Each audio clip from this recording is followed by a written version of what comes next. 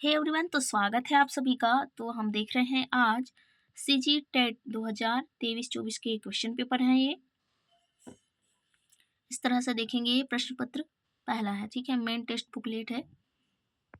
आप ये इंस्ट्रक्शन वगैरह पढ़ सकते हैं आराम से बैठकर, आराम से देख लेना। देखिए, पार्ट फर्स्ट में चाइल्ड डेवलपमेंट एंड पेडागोजी से आते हैं, 1 से लेकर 30 नंबर तक प्रश्न होते हैं। एंड पार्ट 2 मैथमेटिक्स, पार्ट 3 में इन्वायरमेंटल स्टडीज़, एंड पार्ट 4 में लैंग्वेज आते हैं, हिंदी और इंग्लिश।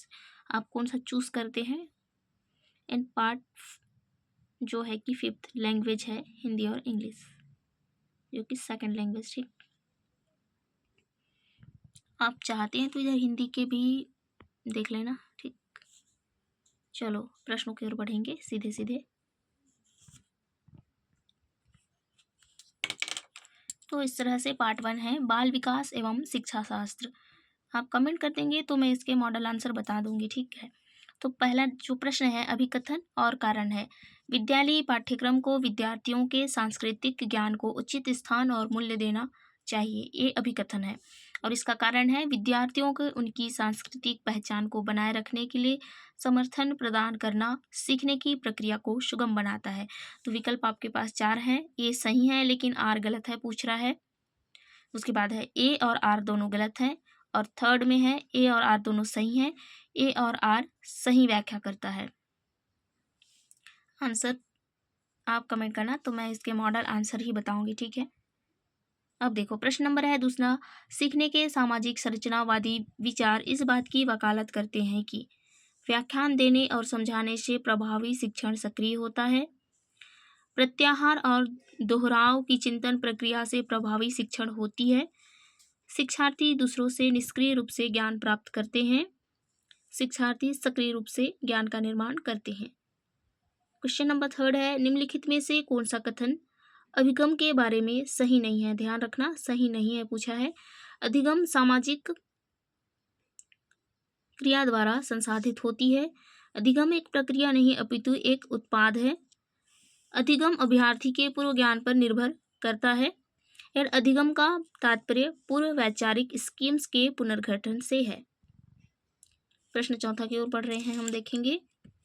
प्रश्न नंबर है चौथा। विकास के क्रम में बच्चे सूक्ष्म पेशीय कौशल से पहले सकल पेशीय कौशल विकसित करते हैं। यह दर्शाता है कि विकास, ऑप्शन ए रेखीय, ऑप्शन 2 समीप दूराभिमुख, तीसरा है अराजक, ऑप्शन चौथा है शीर्षगामी।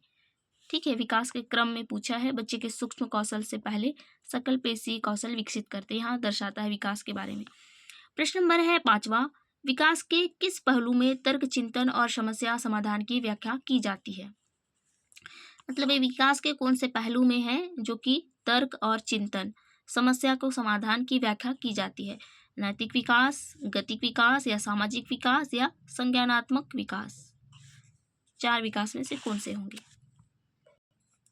प्रश्न नंबर है 6वां। आप देख सकते हैं, आपको यदि इंग्लिश समझ में आती है तो आप इंग्लिश भी देखेंगे। बहुत सारे बच्चे क्या है हिंदी में ही करते हैं, तो मैं हिंदी के भाग आपको बता रही हूँ। चलो 6वां नंबर प्रश्न देखेंगे।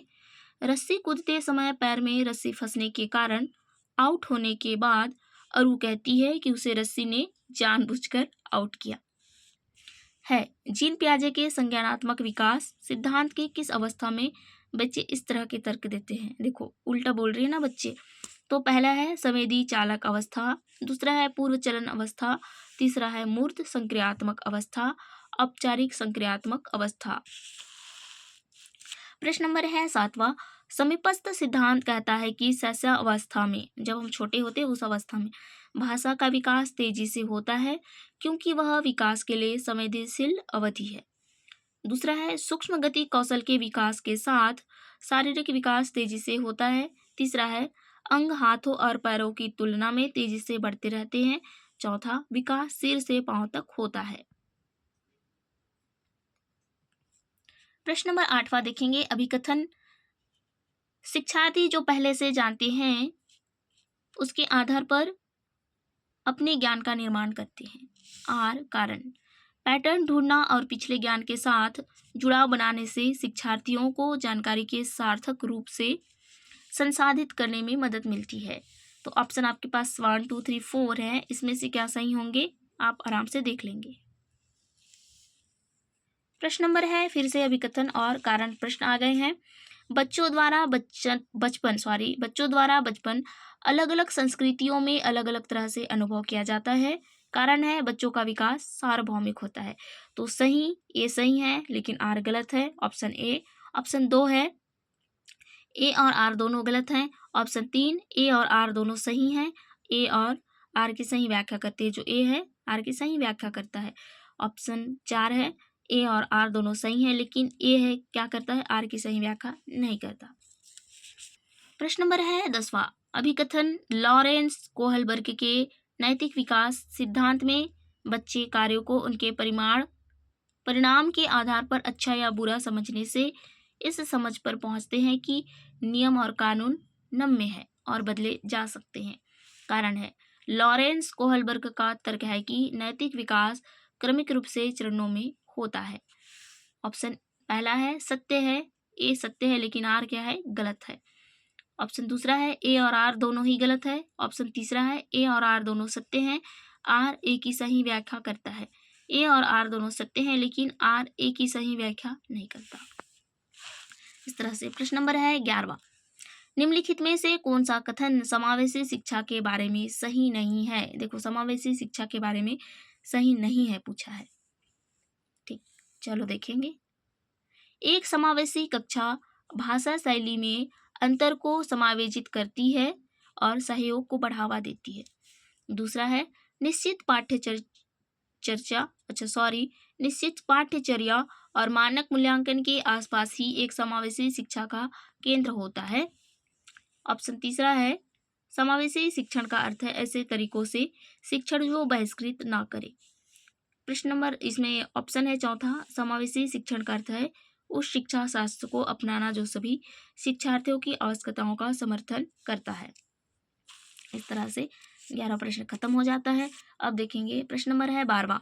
ले वाइगोत्स्की प्रस्तावित करते हैं कि खालिस्तान बच्चों में स्वनियमन के लिए महत्वपूर्ण है। पहला अनुकूलन, दूसरा संगठन, तीसरा असंतुलन, चौथा निजी वाक। इसमें से आपको ऑप्शन सही भरना है। अब देखो जीन पियाजी जी आ गए कि संज्ञानात्मक विकास के सिद्धांत के अनुसार निम्नलिखित में से कौन सी क्षमता मूर्त संक्रियात्मक सोच को पूर्व संक्रियात्मक सोच से अलग करती है। ऑप्शन पहला परिकल्पित तार्किकता, ऑप्शन दूसरा है वस्तु स्थायित्व, ऑप्शन तीसरा है इंद्रियों का समन्वय और चौथा है विकेंद्रण। प्रश्न नंबर है 14। निम्न में से किस प्रकार के प्रश्न एक छात्र की जानकारी का गंभीर रूप से मूल्यांकन करने की योग्यता आकलन करने में मदद करता है। पहला है वे प्रश्न जो पाठ को मान्य करने वाले उदाहरणों के लिए पूछते हैं। दूसरा वे प्रश्न जो किसी पाठ का सारांश मांगते हैं। तीसरा वे प्रश्न जो शब्द की सरल परिभाषा के लिए पूछते हैं। चौथा ऑप्शन है वे प्रश्न जो छात्र को व्यक्तिगत राय पूछते हैं। देख लिए। चलो प्रश्न नंबर 15 देखेंगे। निम्नलिखित में से कौन सा कथन संज्ञान और भावनाओं के बीच के संबंध में उपयुक्त रूप से परिभाषित करता है। याद रखेंगे संज्ञान और भावनाओं के बीच का संबंध। तो ऑप्शन 4 है, इसमें से कौन सा सही होगा।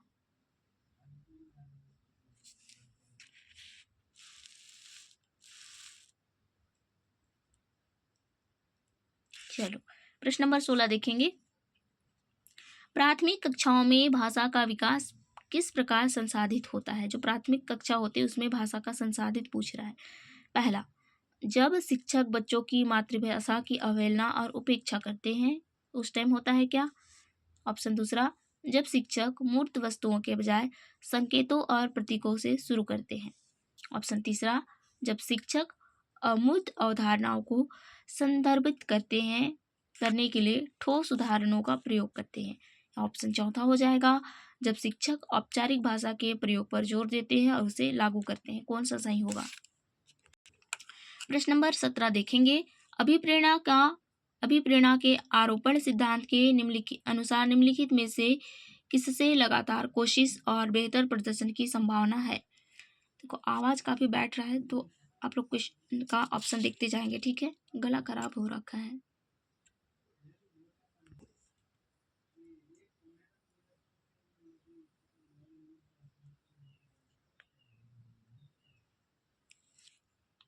चलो ठीक है, मैं थोड़ा बहुत देख रही हूँ और बता रही हूँ। प्रश्न नंबर है 19। कक्षा में खेल प्रतियोगिता में हिस्सा लेते समय तनुज अपने दोस्त से कहता है कि वह भाला फेंकने में हिस्सा लेगा और कूदने में उसकी बहन हिस्सा ले सकती है, रस्सी कूदने में, ठीक, क्योंकि वह लड़की है और लड़कियां भाला नहीं फेंक सकती। ये किस तरह को प्रदर्शित करता है? जेंडर समता को, जेंडर रूढ़िवादिता, जेंडर संबद्धता या जेंडर समानता।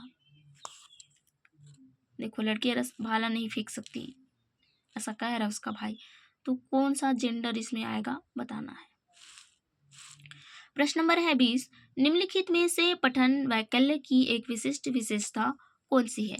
शारीरिक समन्वय में कठिनाई, ऑप्शन दूसरा है स्थानिक समझ या जानकारी में कठिनाई, तीसरा रचनात्मक समस्या समाधान में कठिनाई, या चौथा है ध्वन्यात्मक प्रसंस्करण में कठिनाई।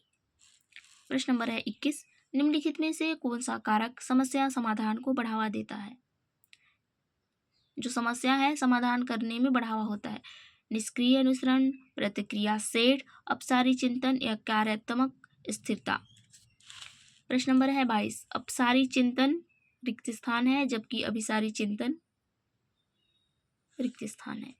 गणितीय क्षमताओं को बढ़ावा देता है, ये हो सकता है कि अपसारी चिंतन, और अभिसारी चिंतन मौखिक क्षमताओं को बढ़ावा देता है। ऑप्शन दूसरा है मौखिक क्षमताओं को बढ़ावा देता है, गणितीय क्षमताओं को बढ़ावा देता है। ये दोनों एक दूसरे के अपोजिट है। अब देखेंगे तीसरा, कई उत्तरों को प्रोत्साहित करता है और एक सही समाधान पर स्थिर होता है। एक सही समाधान पर स्थिर है, कई उत्तरों को प्रोत्साहित करता है। ऑप्शन 4 आपके पास मौजूद है। इस तरह प्रश्न नंबर 23 देख लेंगे। निम्नलिखित में से किसे रचनात्मक मूल्यांकन नहीं माना जाएगा? ठीक, रचनात्मक मूल्यांकन नहीं माना जाएगा। ऑप्शन आपके पास 4 हैं, 1 2 3 4। आराम से वीडियो को पॉज करके देख लेंगे, ठीक है, स्पीड करके ना देखना। प्रश्न नंबर है 24। निम्नलिखित में से उपयोगी प्रतिपुष्टि की एक विशेषता कौन सी है? प्रश्न नंबर है 24। उपयोगी प्रतिपुष्टि की विशेषता कौन सी है? ऑप्शन ए, यह केवल परिणामों पर केंद्रित होती है। ऑप्शन दूसरा है यह सामयिक और विशिष्ट होती है। तीसरा, यह केवल कार्य के अंत में ही दी जाती है। चौथा, यह व्यापक और सामान्य होती है। आप लोग ये प्रश्न देखते जाएंगे, ठीक है। हार्वर्ड गार्डनर के बहुबुद्धि के सिद्धांत के अनुसार निम्नलिखित में से कौन सा सेट बुद्धि और उसके संबंधित विशेषताओं के सही मेल का प्रतिनिधित्व करता है? मेल है दोनों, ठीक है, ये देखो यहाँ से यहाँ। प्रश्न नंबर 26 भी देखेंगे। आंतरिक अभिप्रेरणा का सही वर्णन कौन सा करता है? देखो, आवाज पूरी तरह से बैठ गया, फिर भी वीडियो बनाना पड़ रहा है क्योंकि एक सप्ताह लेट हो गए हैं हम।